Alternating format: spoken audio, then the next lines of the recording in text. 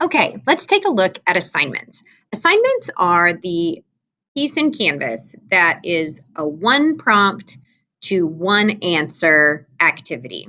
That means if I want my students to respond in some way to one issue, one writing prompt, one video to watch, and they're going to send one thing back to me, that's an assignment. If you're looking for something where you would have multiple questions and they would respond to multiple different queries, that's a quiz. But we're just looking at assignments. These are learning activities where the students will respond to one thing. I'm in my modules right now, and I can quickly add an assignment by clicking plus, and then making sure my drop down is on assignment, and then new assignment. I can add the assignment name here.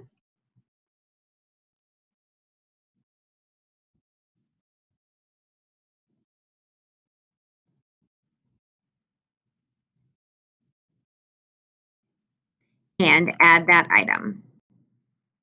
You'll notice it goes to the bottom of my module and it begins as unpublished. That's because there's no content in there yet. It just has a title.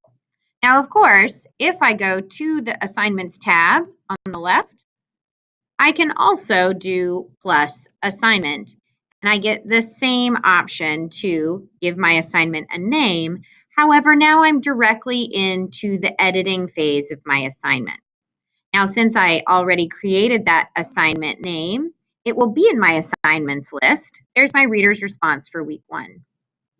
You'll also notice that on the list of assignments, it tells me that this is in the Life Cycles module. That's nice to know in case I have a reader's response for my math or for a different element of my course.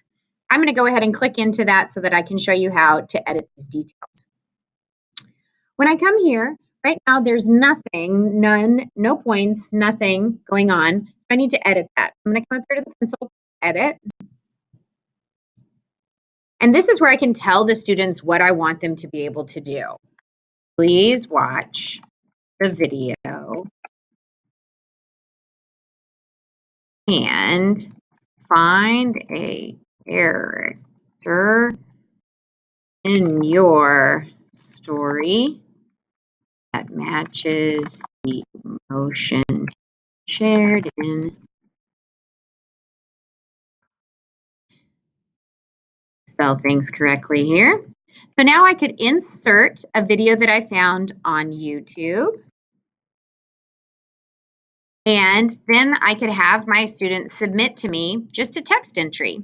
This might be worth 10 points. I'm going to display that as points. I could also do complete or incomplete. If they do it, they get all the credit. Their submission type to me will be online. And maybe I only want them to have a text entry. So they have read their literature circle story or something that they've read, and I'm going to have them watch a video and then respond to me via text. Now, the other options, if I had them go out and find a journal article that also supported their claim, I could have them do a website URL. I could have them do a media recording, and then they'll have a little button to be able to click, and they could speak to me and share what they found in their story. You can also upload a file. That could be an image that they have, or they could do a Google document. If they want to share that with me here, they could paste in that share link as a file, upload, or as a website URL, or they could upload a file if it's a Word document or a PDF. We'll get into groups in another video, but you can make group assignments. Peer reviews, something a little more advanced we can look at later. And then the assignment. So if I'm going to assign this to everyone, that's pretty easy to do. If I don't want it to go to everyone and I only want it to go to a certain section, I can do that.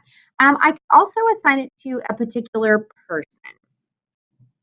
The due date. Now, this is nice, especially for our older students as they start to get accustomed to turning things in at a certain time.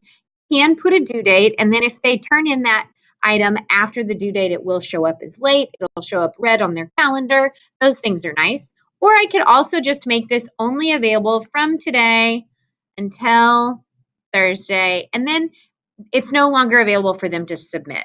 You can also just leave these blank.